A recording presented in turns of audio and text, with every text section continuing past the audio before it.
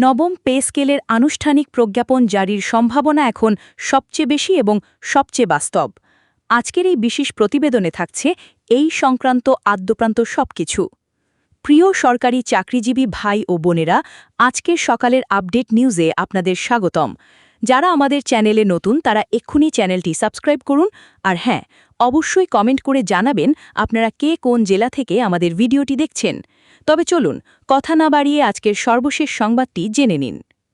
সর্বশেষ আপডেট কি, বিশেষজ্ঞদের বিশ্লেষণ কি বলছে, কোন গ্রেডে কতটুকু বেতন বাড়তে পারে, পেনশনভোগীদের ভাগ্যে কি থাকছে এবং বহুল আলোচিত বকেয়া পাওয়া যাবে কিনা, এই সব প্রশ্নের উত্তর নিয়েই আজকের এই বিস্তারিত আলোচনা। বাংলা নববর্ষ আর নবম পে স্কেল, এই দুটো মিলে যদি একসঙ্গে আসে তাহলে এই ঈদ এবং উৎসবের মৌসুমে এদেশের লাখ লাখ সরকারি চাকরিজীবীর জীবনে যে আনন্দের বন্যা বয়ে যাবে তা সত্যিই এক অন্যরকম ইতিহাস তৈরি করবে। কিন্তু এই আনন্দের কথায় আসার আগে একটু থামতে চাই, কারণ এই মুহূর্তে অনেকের মনেই একটা গভীর সংশয় কাজ করছে। অনেকেই ভাবছেন, এবারও কি আগের মতো হতাশ হতে হবে? আগেও তো অনেকবার আশা করেছিলাম, রাজপথে নেমেছিলাম, স্মারকলিপি দিয়েছিলাম, কিন্তু শেষ পর্যন্ত কিছুই তো হয়নি। এই সংশয়টা সম্পূর্ণ স্বাভাবিক এবং এর যথেষ্ট যৌক্তিক কারণও রয়েছে। কারণ এদেশের সরকারি চাকরিজীবীরা শুধু আশ্বাসের বাণী শুনে শুনে এখন চরমভাবে ক্লান্ত। তারা বারবার আশা করেছেন, আর বারবারই তাদের কপালে জুটেছে নিদারুণ হতাশা। সেই দীর্ঘ বঞ্চনা আর ক্ষোভের ক্ষতচিহ্ন এখনও তাদের মনে দগদগে।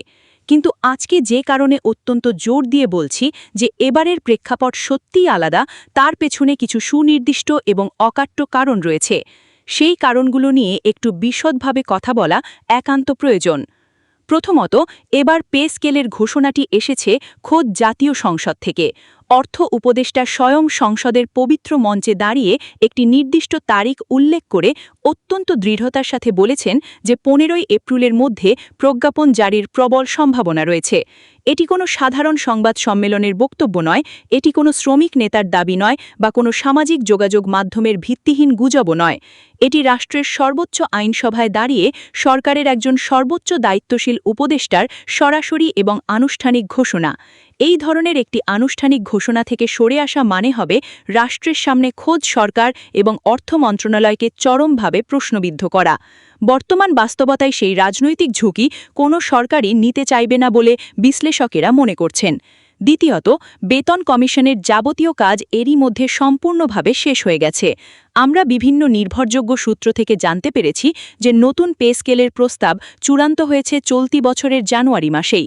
এর পেছনে যে বিশাল আর্থিক বিশ্লেষণ বা ফাইন্যান্সিয়াল ইম্প্যাক্ট স্টাডি প্রয়োজন হয় তা বাংলাদেশ ব্যাংক এবং অর্থ মন্ত্রণালয়ের যৌথ উদ্যোগে ইতিমধ্যেই সুচারুভাবে সম্পন্ন হয়েছে। আইনগত প্রক্রিয়া এবং ভেটিংয়ের কাজও প্রায় শেষ পর্যায়ে। অর্থ মন্ত্রণালয়ের ভেতরের খবর হল যে বর্তমানে সেখানে যে অভাবনীয় গতিতে কাজ চলছে তা স্বাভাবিক যে কোনো সময়ের চেয়ে অনেক বেশি হচ্ছে। ছুটির দিনেও সংশ্লিষ্ট কর্মকর্তারা কাজ করছেন।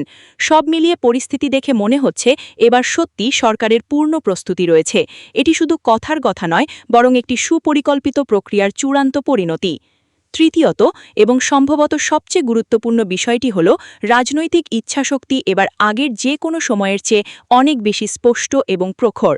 দেশের সংসদ অত্যন্ত কার্যকরভাবে চলছে, সরকার সার্বিক পরিস্থিতি নিয়ে অত্যন্ত সক্রিয় এবং প্রজাতন্ত্রের কর্মচারীদের এই পুঞ্জীভূত ক্ষোভ প্রশমনের বিষয়টিকে এবার রাষ্ট্রীয়ভাবে সর্বোচ্চ অগ্রাধিকার দেওয়া হয়েছে।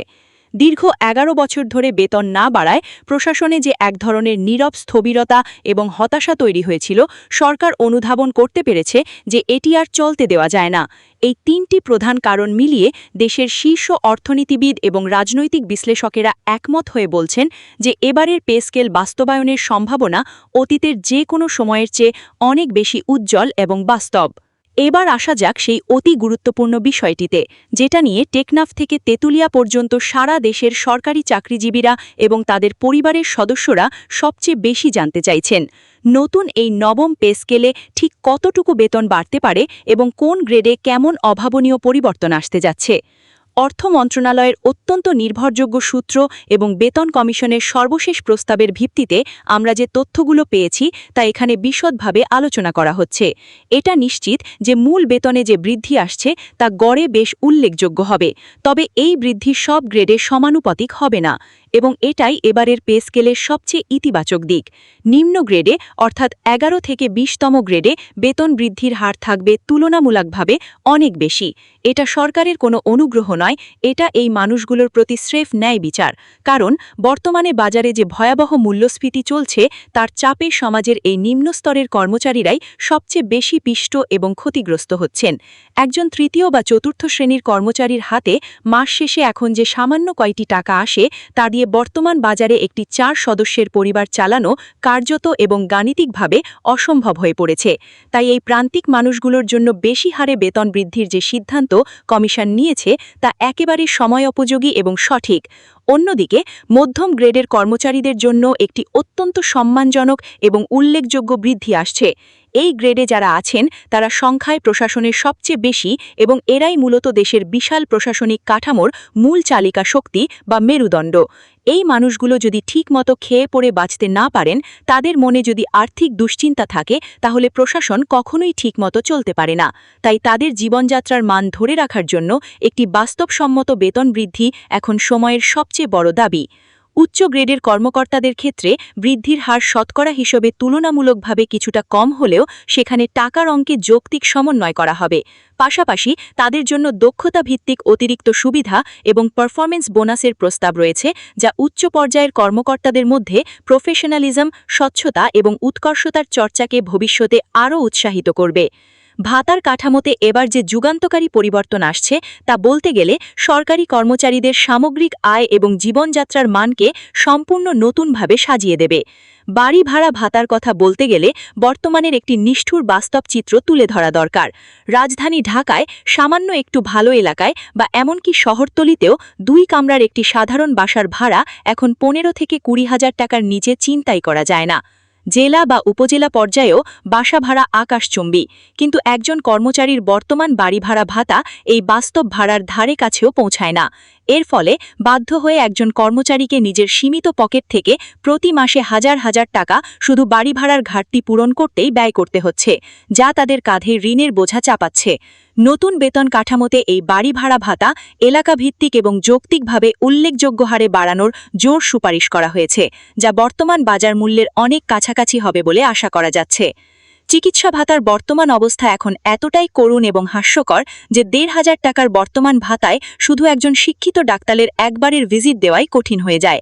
এরপর যদি কোনো পরীক্ষা নিরীক্ষা করাতে হয় বা জীবন রক্ষাকারী দামি ওষুধ কিনতে হয়, তবে পুরো মাসের চিকিৎসা ভাতা একদিনেই শেষ হয়ে যায়। বাকি 29 দিন কর্মচারীদের ধার দেনা করে চিকিৎসা চালাতে হয়। নতুন পে স্কেলে এই অমানবিক চিকিৎসা ভাতা অত্যন্ত বাস্তবসম্মতভাবে বাড়ানোর প্রস্তাব করা হয়েছে। পাশাপাশি যাতায়াত ভাতা, ঝুঁটি ভাতা, টিফিন ভাতা এবং উৎসব ভাতায়ও বড় ধরনের ইতিবাচক পরিবর্তন আসছে।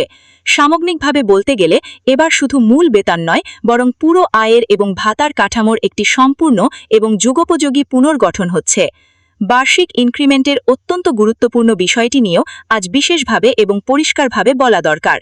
অনেকেই হয়তো শুধু আজকের বেতন বা বর্তমান বেতন বৃদ্ধির কথা ভাবছেন, কিন্তু ইনক্রিমেন্টের হার বাড়লে এর সুফল কতটা ব্যাপক এবং দীর্ঘমেয়াদী হবে সেটা হয়তো অনেকেই গভীরভাবে তলিয়ে দেখছেন না। বিদ্যমান 20টি গ্রেড বজায় রেখেই প্রতিটি ধাপে ইনক্রিমেন্টের পরিমাণ আগের চেয়ে বাড়তে পারে। এর সোজা অর্থ হল একজন তরুণ চাকরিজীবী যিনি সবেমাত্র চাকরিতে প্রবেশ করেছেন, তিনি প্রতি বছর যে হারে বেতন পাবেন তার পরিমাণ আগের চেয়ে অনেক বেশি হবে। 5 বছর, 10 বছর বা 15 বছর পর সেই বর্ধিত ইনক্রিমেন্টের চক্রবৃদ্ধি যোগফলটা অনেক বড় একটা অঙ্কে গিয়ে দাঁড়াবে। অর্থাৎ নতুন পে স্কেল শুধু আজকের নগদ প্রাপ্তি বা সাময়িক পরিবর্তনের জন্য নয়, এটা আগামী 1 বা 2 দশকের জন্য চাকরিজীবীদের একটি শক্ত দীর্ঘস্থায়ী আর্থিক এবং সামাজিক ইতিবাচক পরিবর্তন নিশ্চিত করবে। এখন একটি অত্যন্ত স্পর্শকাতর এবং গুরুত্বপূর্ণ প্রশ্নের উত্তর দেওয়া দরকার, যেটা নিয়ে সারা দেশে বিশেষ করে সচিবালয় থেকে শুরু করে উপজেলা পর্যায়ের অফিসগুলোতে সবচেয়ে বেশি আলোচনা এবং বিতর্ক হচ্ছে। বকেয়া কি পাওয়া যাবে? অর্থাৎ যদি 15ই এপ্রিল থেকে পে স্কেলের প্রজ্ঞাপন কার্যকর হয়, তাহলে গত জানুয়ারি বা গত জুলাই থেকে এখন পর্যন্ত যে মাসগুলো পুরনো বেতনে এবং কষ্টে কর্মচারীরা পার করেছেন, সেই আর্থিক পার্থক্যের টাকা কি তারা এককালীন বকেয়া হিসেবে পাবেন? এই প্রশ্নের উত্তর এখনও পুরোপুরি নিশ্চিত নয়, তবে অর্থ মন্ত্রণালয়ের দায়িত্বশীল সূত্র বলছে যে এই বিষয়টি নিয়ে সরকারের সর্বোচ্চ নীতি নির্ধারক মহলে অত্যন্ত গুরুতর এবং ইতিবাচক আলোচনা চলছে। অতীতের বিভিন্ন পে স্কেলের ইতিহাস ঘাটলে দেখা যায় অনেক ক্ষেত্রেই সরকার কর্মচারীদের বকেয়া প্রদান করেছে। এবারও সেই সম্ভাবনা একেবারেই উড়িয়ে দেওয়া যাচ্ছে না। চূড়ান্ত গ্যাজেট প্রকাশের পরই এই বিষয়টি সম্পূর্ণ এবং সন্দেহাতীতভাবে স্পষ্ট হবে। তবে যদি সত্যি এই বকেয়া দেওয়া হয় তাহলে এটা দেশের লাখ লাখ সরকারি কর্মচারীর জন্য অভাবনীয় এবং অতিরিক্ত একটি বড় সুখবর হবে, যা তাদের পেছনের অনেক ধার দেনা মেটাতে সাহায্য করবে। ভিডিওটি খুবই জরুরি, তাই দয়া করে সবার সাথে ভিডিওটি শেয়ার করতে ভুলবেন না। আর নতুন ভিডিও আপডেট পেতে এক্ষুনি চ্যানেলটি সাবস্ক্রাইব করুন।